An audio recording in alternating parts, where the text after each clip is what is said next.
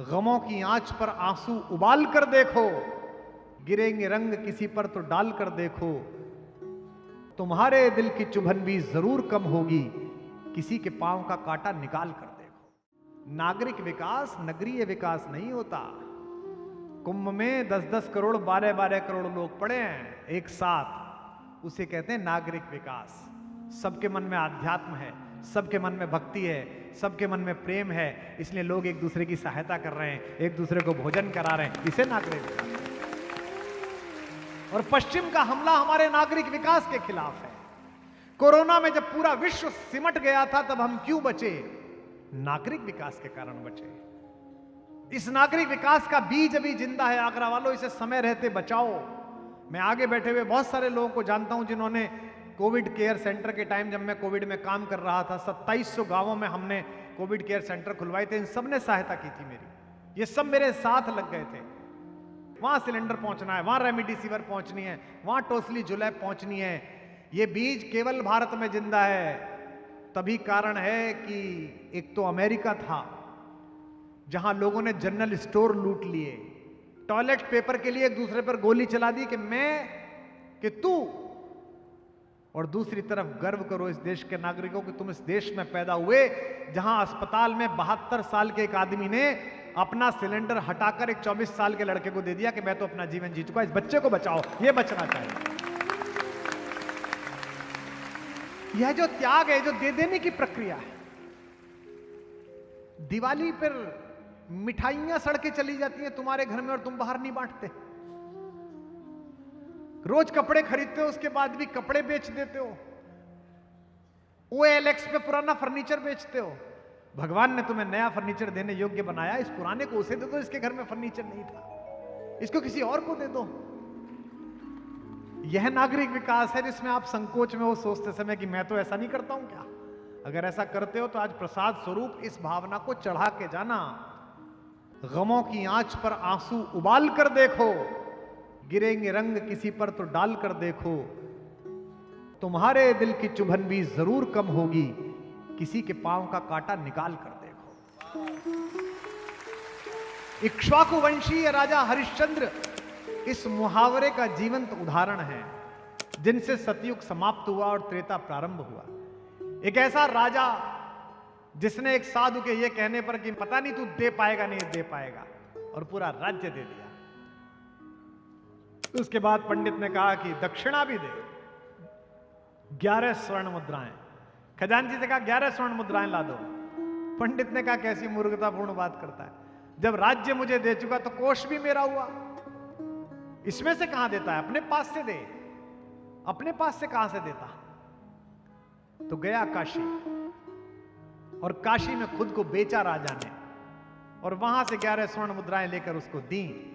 लेकिन जिसने खरीदा डोम राजा ने, उसने कहा कि मैं पत्नी को तेरी को साथ नहीं रख सकता, बच्चे को साथ नहीं रख सकता। महारानी शैव्या युवराज रोहिताश्व को लेकर एक सेठ के यहां नौकरानी का काम करने चली गई। जमीन पे सोती थी कि सर्प ने बच्चे को काट लिया, और अमावस्या की अर्धरात्रि में बरसते पानी में अपने बच्चे का शव लेकर उसी घाट पहुंची जहां उनका पति डोम राजा के नौकर का काम कर रहा था। लेकिन हरिश्चंद्र से डोम ने कहा था कोई भी आ जाए बिना शुल्क लिए शवदाह मत करना।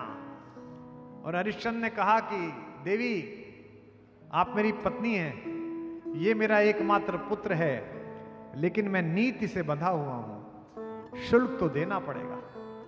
ये कहना आसान है, लेकिन आप जरा सोच के देखना उस दृश्य को कि एक राजा जो नौकर बन गया है वो अपने बेटे का शव देख रहा है, लेकिन उस समय भी उसके मन में संविधान जिंदा है, कानून जिंदा है, उसके मन में नीति जिंदा है, सत्य जिंदा है कि नहीं अगर वचन दिया है तो। अच्छा, आधी रात तो उसे कोई देख भी नहीं रहा है, किसी को पता भी नहीं चलेगा और कोई बुरा भी नहीं मानेगा। यार बेटे का शब्द आता है, क्या हो गया, क्या खराब बात हो गई। अगली बात कह रहा हूं, आपकी ईमानदारी की परीक्षा तभी है जब बेईमानी के अवसर उपलब्ध हो और आप ईमानदार बने रहे।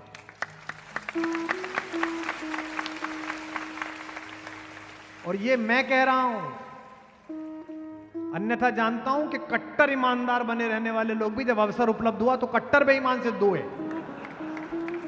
और मैंने अपने सामने देखे परिवर्तित होते हुए। अपने सामने दृश्य परिवर्तन होते हुए देखा कि कैसे ऐसे कैसे कर सकते हैं, लेकिन हुआ।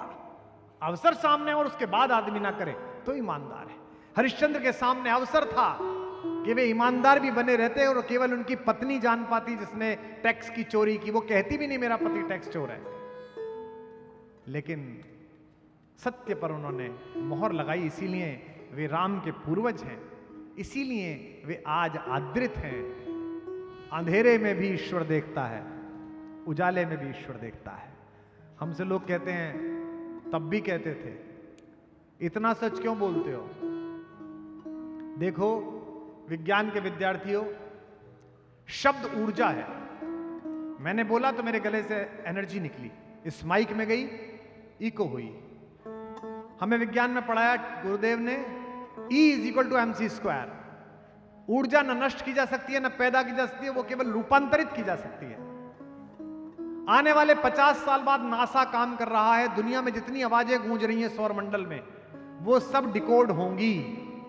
गीता कैसे सुनाई थी अर्जुन को श्री कृष्ण जी ने, वो डिकोड होगी। चलते समय राम जी ने क्या कहा था, डिकोड होगा। मैं आज जो कह रहा हूं वो भी डिकोड होगा, और मैंने कमरे में बैठ के बेईमानी से बचने के लिए जो जो बुरा भला बोला था वो भी डिकोड होगा। तो मैं अपना अगला जन्म क्यों बिगाड़ूं? ये जन्म तो मेरा ठीक चल ही रहा है। इसलिए सच बोलते रहो, इसलिए सच का काम करते रहो। इसकी वैज्ञानिक व्याख्या बहुत आवश्यक है। यहां बैठे सारे युवाओं, अगले किसी सत्र में भी जब प्रश्न करोगे तो किसी भी साधु संत से करना, किससे करना, मेरे में तो पात्रता भी नहीं है। आप जिस धर्म और संस्कृति में पैदा हुए वो परम वैज्ञानिक है। आपको आज पता चल रही है विज्ञान से, तो इसका मतलब ये नहीं है कि आप पिछड़े हुए हैं। इसका मतलब विज्ञान की गति अभी पीछे चल रही है। हम सबके यहां शादी के समय फेरे हो जाने के बाद बच्चों को सप्तऋषि दिखाए जाते हैं, और सप्तऋषि दिखाते समय कहते हैं कि ये अत्रि ऋषि और अनुसुईया के जोड़े की भांति तुम्हारा जीवन कटे। ये श्लोक आता है, आप सबने देखा होगा। सप्तऋषि में अत्रि ऋषि जो हैं उनके नीचे माता अनुसुईया हैं, जिन्होंने सीता जी को सतीत्व का ज्ञान दिया था। अनुसुईया जी ने माता सीता को ऐसा वस्त्र दिया जो कभी धूमिल नहीं होगा। लोग कहते हैं जी ऐसा कैसे हो गया, धूमिल नहीं होगा। प्रतीक समझिए, चरित्र का वस्त्र दिया जो कभी धूमिल नहीं होता। ये इसका सिंबॉलिज्म है, ये इसका प्रतीक शास्त्र है। वर वधु को दिखाया जाता है कि अनुसुईया और अत्रि की तरह रहना।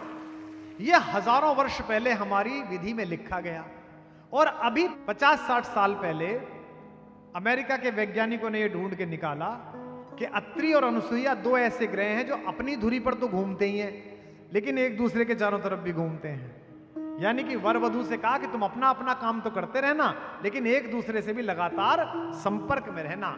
यह जो व्याख्या है, यह युगीन व्याख्या है, यह आवश्यक है, क्योंकि हमारा सारा शास्त्र दुर्व्याख्या के विष से पीड़ित है। दुर्व्याख्या, विषमूर्छिता। हमारा काम है कि हम उन्हें बता सकें कि हम एक ऐसे संस्कार में पैदा हुए जो परम वैज्ञानिक है। गर्मी आएगी, बरसात आएगी, घरों में कीड़े चले जाएंगे, बिच्छू घर बना लेगा, छिपकली कहीं घुस जाएगी, तो दिवाली से पहले पूरे घर की चूने से पुताई कर दो। चूना जो एंटी एलर्जिक है, चूना जो एंटीबायोटिक भी है, जो किसी भी प्रकार के बैक्टीरिया को दूर रखता है। अप्रैल में गर्मी प्रारंभ हो जाएगी, इसके बाद रात का रखा हुआ खाना खा नहीं सकते। पहले फ्रिज जैसी सुविधा तो थी नहीं कि 3 दिन पुराना खिला दो, पहले तो ऐसे ही था। तो इसलिए बसोड़े का व्रत आया, रात का खाना बना के रख लो, सुबह को खा लो, अब इसके बाद नहीं खाना है। तो यह जो व्याख्या है यह बहुत आवश्यक है। हम इसकी व्याख्या करते हैं तो लोग नाराज हो जाते हैं। अभी मैंने कह दिया कि अपने बच्चों को गीता रामायण पढ़ाओ, अन्यथा तो एक पार्टी की राष्ट्रीय प्रवक्ता नाराज हो गई। उन्होंने कहा कुमार विश्वास ने मानस ठीक से नहीं पढ़ी है, ऐसी बात नहीं बोलनी चाहिए। मानस में तो लिखा है सब नर करई परस्पर प्रीति, चलई स्वधर्म निरत श्रुति नीति। तो मैंने कहा कि भाई आपने पढ़ी तो है लेकिन व्याख्या ठीक नहीं पढ़ी। लिखा हुआ है सब नर करई परस्पर प्रीति, एक दूसरे से प्रेम करते हैं लोग। इस शब्द को पकड़िए, परस्पर प्रीति को। यह संभव नहीं है कि मैं ही आपसे प्रेम करूं, आप मुझसे प्रेम ना करें। अगर मैं प्रेम दे रहा हूं तो आपको भी प्रेम देना पड़ेगा। एक व्यापारी ने, अनाज के व्यापारी ने राजा के सम्मुख मुकदमा किया कि साहब ये जो दूध की दुकान करने वाले, ये जो मेवे का व्यापार करने वाले हमारे मित्र हैं, इन्होंने मेरे साथ बेईमानी कर ली। दोनों को बुलाया गया, क्या हुआ? बोले साहब मैंने इनसे 1 किलो घी लिया था, देसी घी गाय का, और मैंने आके नापा तो वो 900 ग्राम ही निकला। तो राजा ने उस घी का व्यापार करने वाले सज्जन से पूछा कि भाई ये 1 किलो घी आप ही ने दिया? बोला जी महाराज। 1 किलो के पैसे लिए? जी महाराज। भाई ये तोल में तो 900 निकला है? बोले जी निकला होगा महाराज। बोले आप अजीब आदमी है, पैसे 1 किलो के ले लिए, 900 ग्राम निकला, फिर निकला होगा। बोले महाराज मेरे पास बाट नहीं है, मैंने सुबह इनसे 1 किलो जीरा खरीदा था, उसी से तोल के मैंने इन्हें 1 किलो घी दिया है।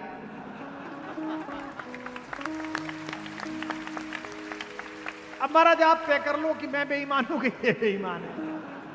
आपकी समस्या यह है कि आप मुझे 500 ग्राम जीरा देके मुझसे 1 किलो प्रेम का घी चाहते हैं। आप 1 किलो प्रेम का घी तभी पाएंगे जब मेरे प्रति परस्पर प्रीति आपकी वैसी होगी, मुझे समझने की प्रीति ऐसी होगी। मेरा एकमात्र उद्देश्य है, 36 साल पहले मैंने पहला कवि सम्मेलन पढ़ा, 2 सितंबर 1988 को हापुड़ में जैन समाज का, 100 रुपए पारिश्रमिक मिला और एक ही वरदान मांगा माता सरस्वती से कि मेरे स्वर में वो सम्मोहन दे, मेरी कविता में वह रस दे, मेरी बुद्धि को वह स्थिरता दे, मेरे शब्द विन्यास में वह चपलता दे कि मैं कवि सम्मेलनों से जाती हुई पूरी युवा पीढ़ी को वापस हिंदी की तरफ ला सकूं। मेहनत की और मेहनत सफल हुई। आज राघवेंद्र सरकार के सामने छोटे ठाकुर की इस गवाही में मैं केवल मथुरा की तरफ मुंह करके ये मांगता हूं कि दोनों ठाकुर मिलकर मुझे केवल इतनी शक्ति दें, इतनी आयु दें, इतनी चेतना दें कि मैं वाम पथ पर जाती हुई पूरी युवा पीढ़ी को राम पथ पर ला सकूं, तो जीवन सार्थक होगा।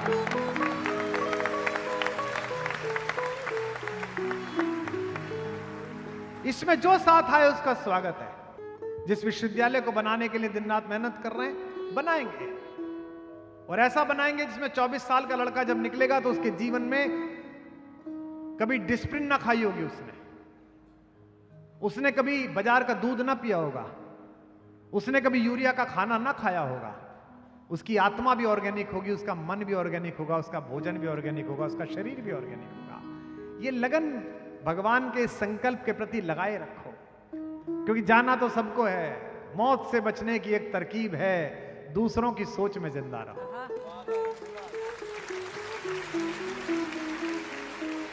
बड़े बड़े देखे हैं, शमशान ऐसे लोगों की राख से भरा हुआ है जिन्हें यह भ्रम था कि उनके बिना दिन नहीं निकलेगा। अंत में आपकी सुकीर्ति रह जाएगी, अंत में आपका कृत्य रह जाएगा, अंत में आपका काम रह जाएगा।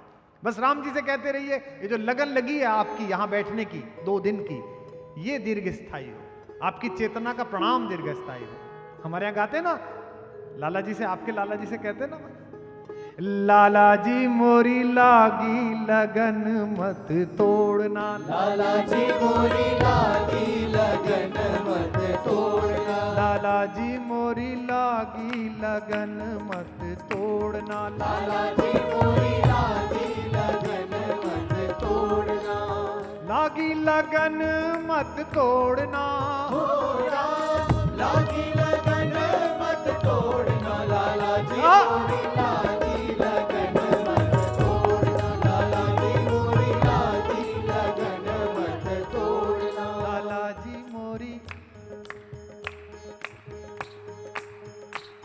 लाला जी मोरी लागी लगन मत तोड़ना, लाला जी मोरी लागी लगन मत तोड़ना, लाला जी मोरी लागी लगन मत तोड़ना, लागी लगन मत तोड़ना, हो राम लागी लगन मत तोड़ना, लाला जी मोरी लागी लगन मत तोड़ना, लाला जी मोरी लागी लगन मत तोड़ना। जल है गहरा नाव पुरानी, जल है गहरा नाव पुरानी, जल है गहरा नाव पुरानी, जल है गहरा नाव पुरानी। बीच भंवर मत छोड़ना हो राम, बीच भंवर मत छोड़ना लाला जी मोरी लागी लगन मत तोड़ना, लाला जी मोरी लागी लगन मत तोड़ना। लागी लगन मत तोड़ना हो राम, लागी लगन मत तोड़ना, लाला जी मोरी लागी लगन मत तोड़ना, लाला जी मोरी लागी लगन मत तोड़ना। तू ही मेरा सेठ साहूकार है, तू ही मेरा सेठ साहूकार है, तू ही मेरा सेठ साहूकार है। तू ही मेरा सेठ साहूकार है। ब्याज पे ब्याज मत जोड़ना हो राम, ब्याज पे ब्याज मत जोड़ना, लाला जी मोरी लागी लगन मत तोड़ना, लाला जी मोरी लागी लगन मत छोड़ना, लाला जी मोरी